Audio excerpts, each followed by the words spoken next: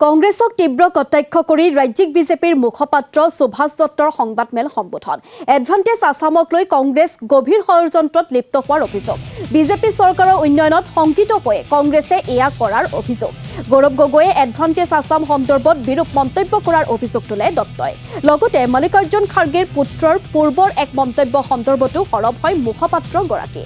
অসমৰ উন্নয়নৰ ক্ষেত্ৰত কংগ্ৰেছক ৰাজনীতি নকৰিবলৈ কয় মুখপাত্ৰগৰাকীয়ে কংগ্ৰেছৰ মুখপাত্ৰ সুপ্ৰিয়া শ্ৰীনেতে অসমৰ মুখ্যমন্ত্ৰীৰ সন্দৰ্ভত দিয়া মন্তব্যটো প্ৰতিক্ৰিয়া প্ৰকাশ কৰিছে সুভাষ দত্তই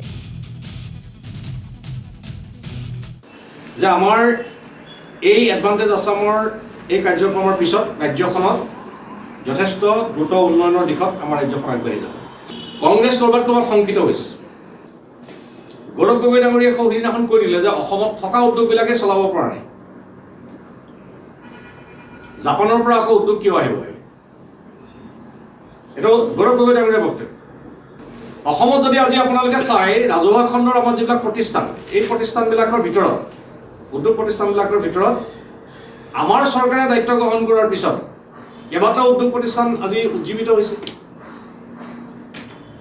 আমাৰ চৰকাৰে দায়িত্বভাৰ গ্ৰহণ কৰাৰ পিছত আসাম গেছ কোম্পানী লিমিটেড